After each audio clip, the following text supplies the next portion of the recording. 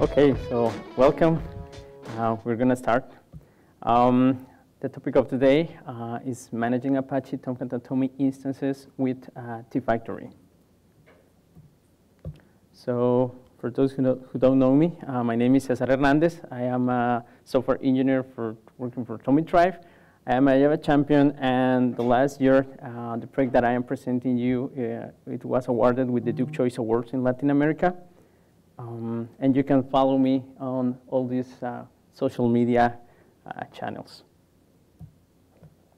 The agenda that we are going to cover today is we are going to start by seeing the landscape that we have for different tools from different perspectives, the usage, the technology, the commercial versions available, and also the DevOps side of how we can manage Apache Tomcat and Apache TomEE instances.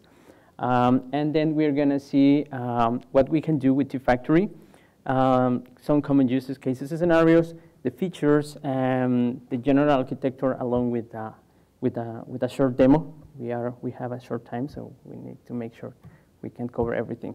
So when I started to thinking about the project, the first thing that I think everybody tried to do first is to see what is the current state. At that moment was late 2013. According to the Eclipse community survey, more than 60% of the Java applications were being developed with Apache Tomcat. We also have on the right the Rebel Labs report that they produce every year. And in that graphic, you can see that Apache Tomcat is getting 50% of the tool set that was currently used at that moment. If we forward a little bit the statistics, we see that the landscape report for 2016 for the Rebel Labs report is still showing a lot of traction for Apache Tomcat. Then I also researched, and Plumber has another market share statistics that is showing again that Tomcat is more alive than ever before. So that's one of the things that we in the project we like to keep you to get updated with, so you can take advantage of the usage. A brief history about how Tomcat has been evolving throughout these years, and also how Apache TomEE in 2011 started to growing with all the community and all the contributors. Currently, today we are in Tomcat 8.5.11, and Apache TomEE is on 7.03. When we do a little research about the commercial side of the tools that currently we have for managing Apache Tomcat and Apache TomEE, we see that we can segregate in different groups. We have profile tools that obviously throughout JMX recollect data for us to check how the internal components are behaving in the JVM. We also have management part of toolsets that allow us to do configurations, deployments, data sources, all these kind of configurations, and multi-service environment. Some of the examples we have on the right side. There are many others. And since the past 4 or 5 years, we're starting to get more traction with the DevOps concept. In there, you are seeing some of the currently trends of how you can manage infrastructure, not just application servers, but actually infrastructure. So this also has been providing to the entire industry more alternatives and use cases to apply this new concept. Configuration, I put it management because management goes as a prefix in all the other column, that is configuration, deployment, security, data sources, multi-server environment. When I invited to talk in jokes about the project, I like to call it like it's an open source project, but I like to talk about it as a tool that you can use for manage Apache Tomcat and TomEE instances in a very easy way. We know that we have all these fancy tools and high-tech tools that we currently have with the current toolset that we use.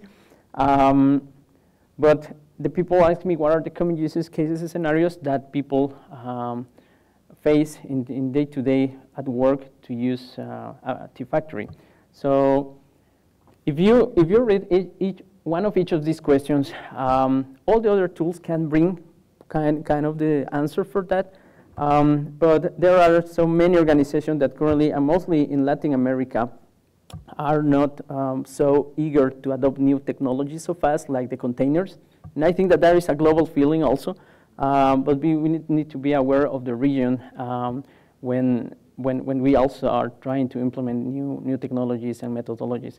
So as I am presenting here some of the questions, the same questions are starting to provide the features that the tool has. For example, if you are in an organization and you need to do a report of how are your instances behaving, it doesn't matter if the instances are deployed on an EC2 environment or a Docker containers or is all on-premise and private. Again, there are some things that management, that's why the talk is with the talk has the title management. The people that is so focused on DevOps, they are so focused on doing infrastructure look like a code, but sometimes the management part has another view that I need the report. That's what I need to report to see how many infrastructure we can acquire or scale or see if we can take advantage of the usage of it. Another thing is, for example, create new instance. Everybody, when heard the word create new instance, we can think about, for example, let's create new Docker containers. But what happens if the organization is not using Docker containers? For some organizations, they might be using hypervisor. That means let's trigger another virtual machine. Even though the industry is moving forward to containers, we cannot take for granted that all the organizations and companies are using right now containers. And there are other group of companies that currently are manually building up their own toolset to try to deploy new instances without even JVMs.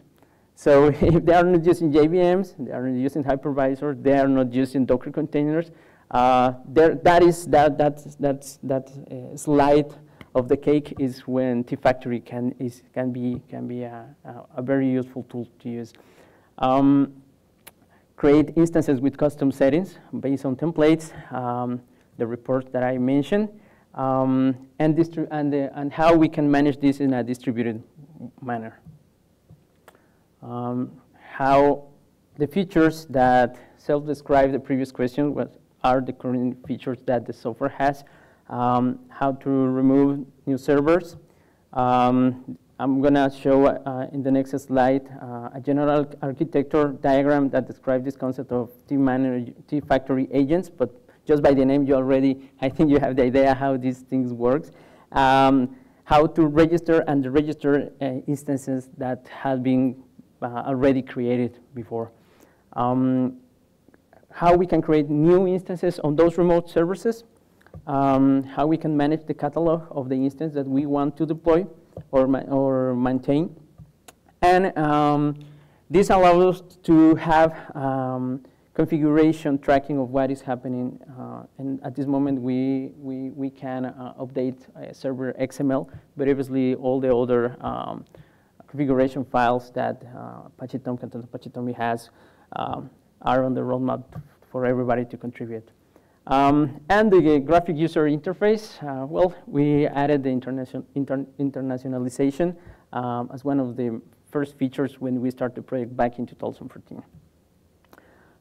In terms of the general architecture, we follow the approach of having one server and then on the remote nodes or servers that you want to install and manage the instances, on those you are going to need to install the agent. that basically is not intrusive agent. This is not a word that you're going to deploy inside of the server that you wanted to manage, like other instance does. So this is not intrusive in the sense that it's just like a robot that is going to start to listen to whatever the server is going to instruct it. And that allows also to have an schema of having an on-premise server with the agent, so you can manage different instances on top of it, on virtual machine, and also on containers. It is agnostic to whatever you have, like the base platform for your infrastructure. I'm gonna provide you with a brief demo.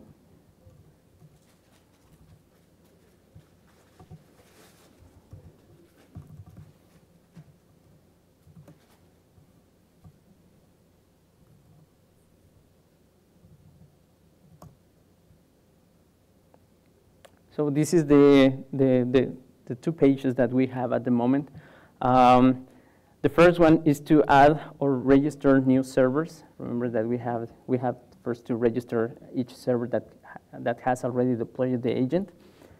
In this case, I have everything here in my machine for demo purposes.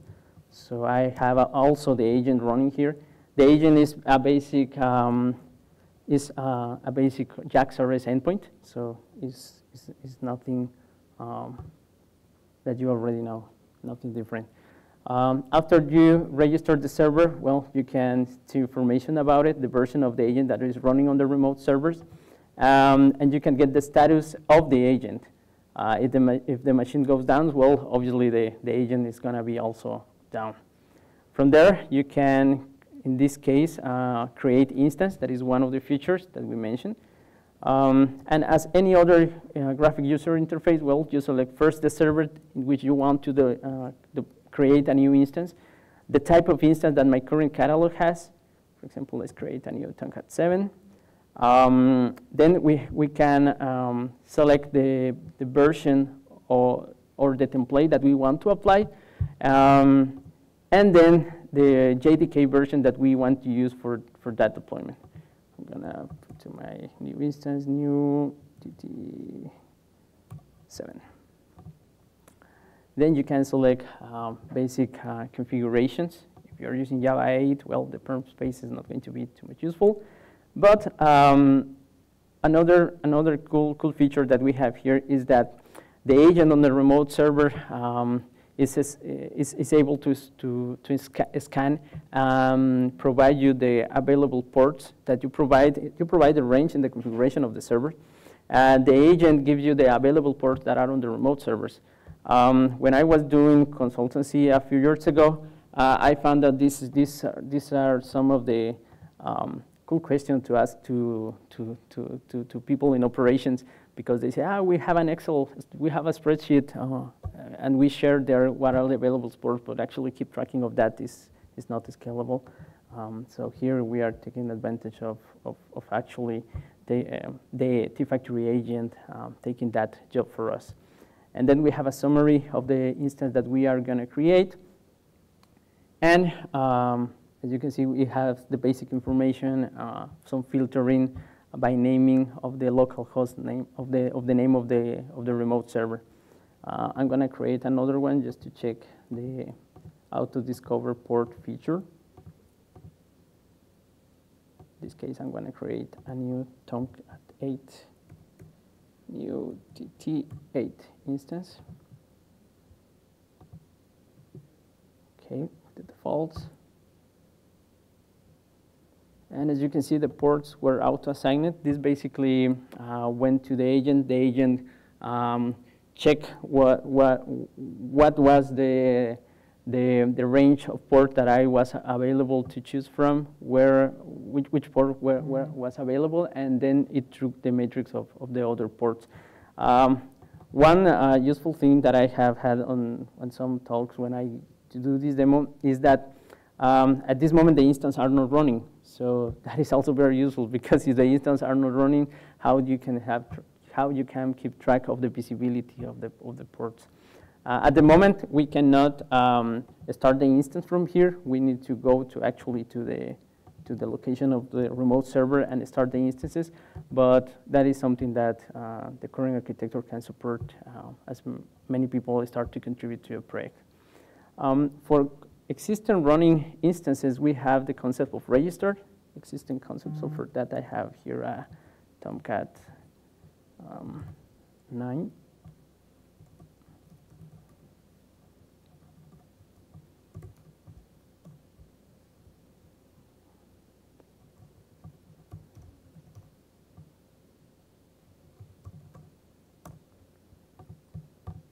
And at the moment, the way we have how to register an instance is to provide the full path on the remote server that we are working on. So when I was doing consultancy services, many people have like this concept of organizing how the instances are deployed. So this is like the first stone that we can put in there to build something on top of it.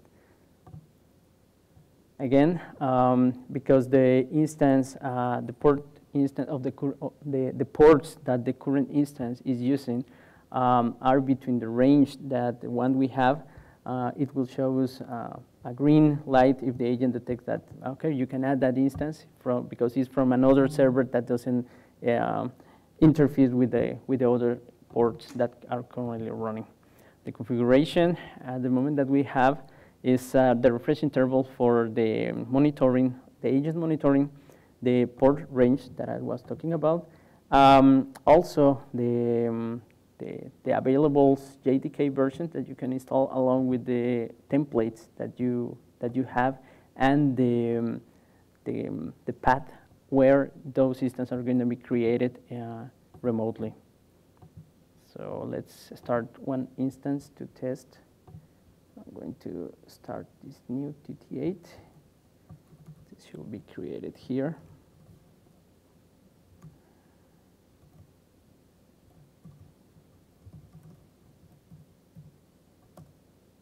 So at this moment, as you can see, we have, I had a previous very new T7 before I start the demo. We have the instance that we created based on a Tomcat 7, and we have the instance that we create on Tomcat 8. So from here, I can go to, let's say, new TT8.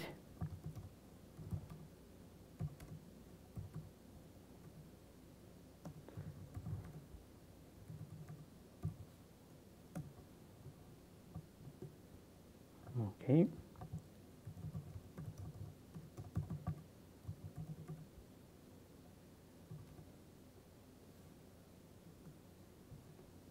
And as you can see, the port that was used for the instance is the one that tFactory, in this case, assigned with the agent. So there is no issue at all to step with another port that you already have in that remote server.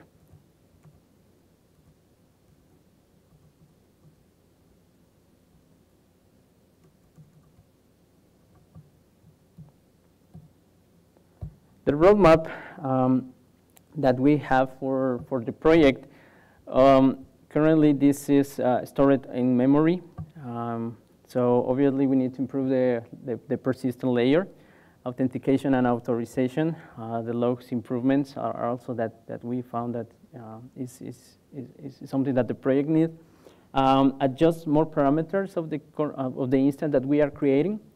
Configure configuration of the JMX port, and other configurations, just config, etc. Overjar if you don't want to deploy, you don't want to send an entire big zip file throughout the network. Data source management, real-time graphic user interface for editing the configuration that we saw. So again, the purpose of the project, as you see, is providing sometimes we don't need a automatic screwdriver. Sometimes we need a small one that can actually do the work that we need to do, and this is the purpose of the project. How to contribute into a project? Well, we have the GitHub.io webpage, the GitHub, and the Twitter account in which you can send any type of questions, or if you want to try, there is already the links for downloading not just the agent but also the server. So far, I am from Guatemala, and I had the collaboration from Alexis Lopez from Colombia as the other committer. So he added some of the features that you saw today, and we're looking forward to have more people involved in the project that can benefit from it. I don't know if we still have time for questions, for 2-minute questions. I don't know. Does anybody has any question? How did it get its name? How? How did you name it? tFactory. Why? Yeah, why is it named tFactory? T because Tomcat, TomEE, you know, and factory because it's like a factory of instances. Yeah? Yeah, that's right. Anybody else? Okay. Thank you so much for your time, for being here. We have some cool t-shirts, TomEE Try t-shirts, so feel free to come on, pass by and grab one or two. Yeah, don't worry. So thank you so much. Have a good day.